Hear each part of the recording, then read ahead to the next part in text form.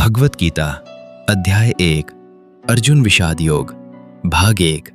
कुरुक्षेत्र की पवित्र भूमि पर जहां धर्म और अधर्म के बीच निर्णायक संघर्ष होने वाला था, उस समय मैं वासुदेव कृष्ण अपने प्रिय मित्र और शिष्य अर्जुन के साथ रथ पर खड़ा था।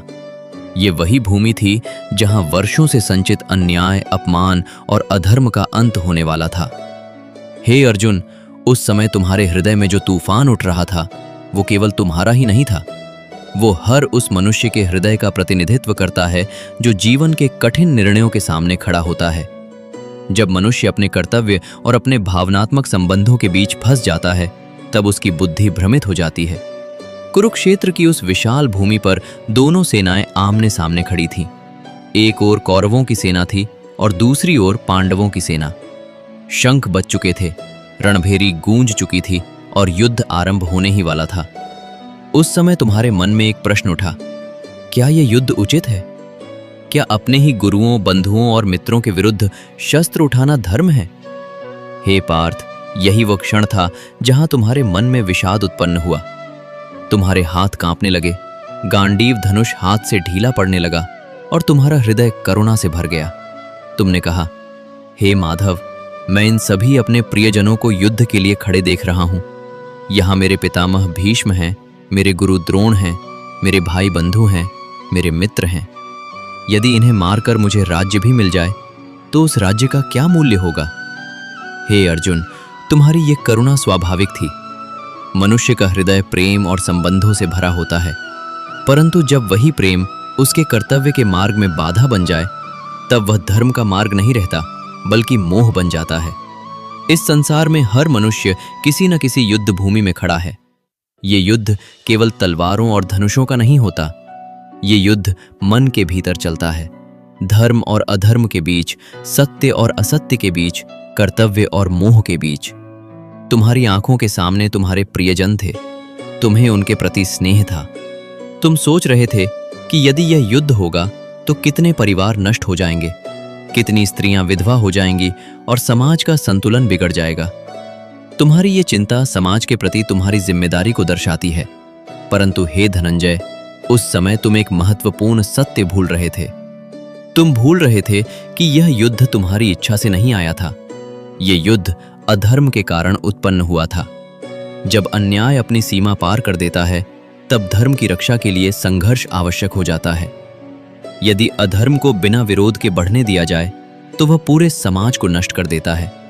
इसलिए कभी कभी शांति की रक्षा के लिए भी युद्ध आवश्यक हो जाता है। हे अर्जुन, जब तुमने मुझसे कहा, हे केशव, मैं युद्ध नहीं करूंगा, तब तुम्हारा मन भय और मोह से भर चुका था। तुम्हारी दृष्टि केवल अपने संबंधों तक सीमित हो गई थी।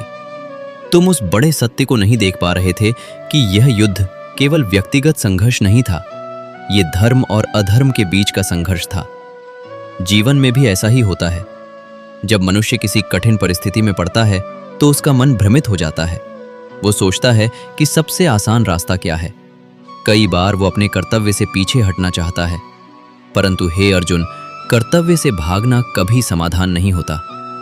जब मनुष्य अपने धर्म का पालन करता है, तभी उसका जीवन सार्थक होता है। यदि वो केवल भावनाओं के आधार पर निर्णय लेगा तो वह सच्चे मार्ग से भटक सकता है। उस समय तुम्हारा मन इतना व्याकुल हो गया था कि तुमने अपना धनुष नीचे रख दिया और रथ में बैठ गए। तुमने कहा कि तुम युद्ध नहीं करोगे, चाहे इसके परिणाम कुछ भी हों। ये वही क्षण था जहां तुम्हारा विषाद अपने चरम पर पहुंच गया। परंतु हे पार्थ, ये विषाद व्यर्थ नहीं था। कई बार जीवन में दुख और भ्रम ही हमें सत्य की ओर ले जाते हैं। जब मनुष्य अपने भीतर के प्रश्नों का सामना करता है, तभी ज्ञान का द्वार खुलता है। अर्जुन का ये विषाद ही आगे चलकर गीता के दिव्य ज्ञान का कारण बना। यदि उस दिन तुम्हारे मन में ये प्रश्न न उठते तो शायद ये दिव्य संवाद भी न होता। इसलिए मैं कहता हूं, मनुष्य के जीवन में आने वाला हर संकट एक अवसर होता है। वो अवसर होता है अपने भीतर झांकने का, अपने कर्तव्य को समझने का और अपने जीवन के उद्देश्य को पहचानने का। हे अर्जुन, तुम्हारा भ्रम दूर करना ही मेरा उद्देश्य था। तुम्हें यह समझाना आवश्यक था कि जीवन केवल भावनाओं से नहीं चलता, उसे सही ज्ञान और विवेक की आवश्यकता होती है। तुम्हारे सामने खड़े लोग तुम्हारे संबंधी अवश्य थे, परंतु उस समय वे धर्म के विरोध में खड़े थे। जब कोई व्यक्ति अधर्म के मार्ग पर चलने लगता है, तब उसका विरोध करना ही सच्चा। भगवत गीता अध्याय 1 अर्जुन विषाद योग भाग 2।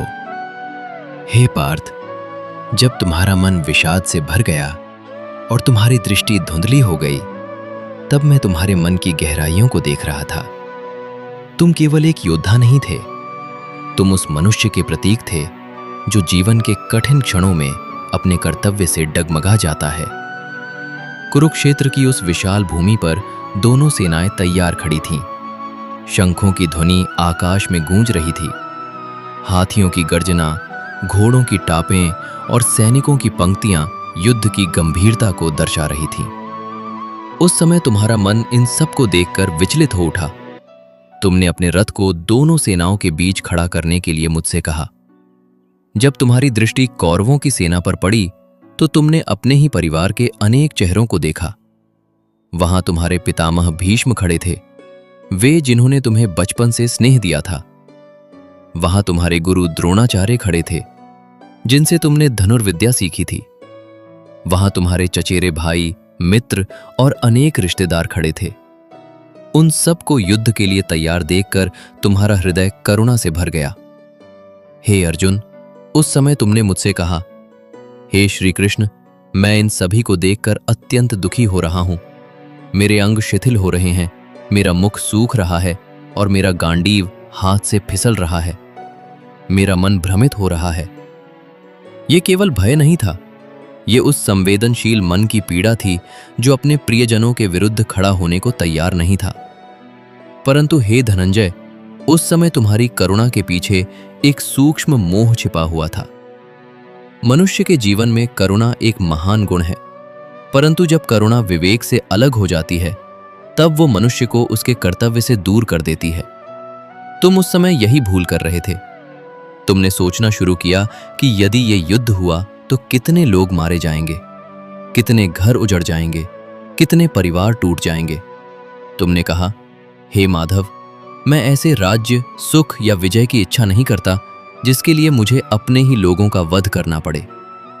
हे पार्थ, तुम्हारे शब्द उस समय बहुत करुणा से भरे हुए थे, परंतु तुम्हारी दृष्टि केवल परिणाम के एक पक्ष को देख रही थी।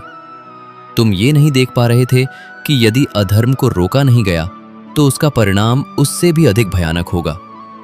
दुर्योधन और उसके साथियों ने अनेक बार अन्याय किया था। उन्होंने छल से तुम्हारा राज्य छीन लिया था। उन्होंने तुम्हारी पत्नी द्रौपदी का अपमान किया था। उन्होंने बार बार धर्म की मर्यादा को तोड़ा था। यदि ऐसे लोगों को बिना किसी विरोध के सत्ता में रहने दिया जाए तो समाज में अन्याय और अत्याचार बढ़ता ही जाता है।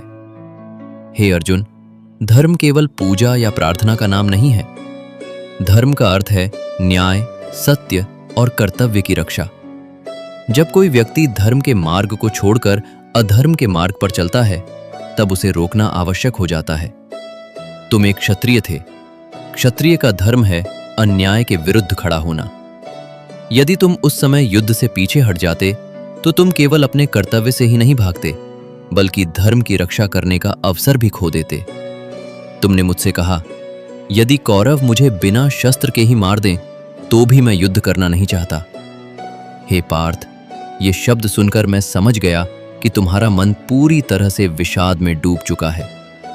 तुम्हारे भीतर का योद्धा मौन हो गया था। तुम्हारा आत्मविश्वास कमजोर पड़ गया था। ये वही स्थिति है जो जीवन में कई बार मनुष्य के साथ होती है। जब परिस्थितियां कठिन हो जाती हैं, तब मनुष्य अपने भीतर की शक्ति को भूल जाता है। वो अपने कर्तव्य से पीछे हटना चाहता है। उसे लगता है कि संघर्ष से दूर रहना ही शांति का मार्ग है। परंतु सच्चाई ये है कि कई बार संघर्ष से भागना ही सबसे बड़ा दुख बन जाता है, क्योंकि जब मनुष्य अपने धर्म से भागता है तो उसका आत्मसम्मान भी कमजोर हो जाता है। हे अर्जुन, उस समय तुम्हारे सामने दो रास्ते थे। एक रास्ता था अपने कर्तव्य का पालन करना, चाहे वो कितना ही कठिन क्यों ना हो। दूसरा रास्ता था मोह और भय के कारण उस कर्तव्य से पीछे हट जाना। तुम्हारा मन दूसरे रास्ते की ओर झुक रहा था। तुमने अपने धनुष को नीचे रख दिया और रथ में बैठ गए। तुम्हारी आंखों में आंसू थे और तुम्हारा मन निराशा से भरा हुआ था। ये वही क्षण था जब तुम्हारा विषाद पूर्ण रूप से प्रकट हो गया। परंतु हे पार्थ, मैं जानता था कि ये अंत नहीं है। ये केवल उस ज्ञान की शुरुआत थी जो तुम्हारे जीवन को बदलने वाला था। क्योंकि जब मनुष्य अपने भीतर के भ्रम को स्वीकार करता है, तभी वो सच्चे ज्ञान को ग्रहण करने के लिए तैयार होता है। तुम उस समय प्रश्नों से भरे हुए थे और प्रश्न ही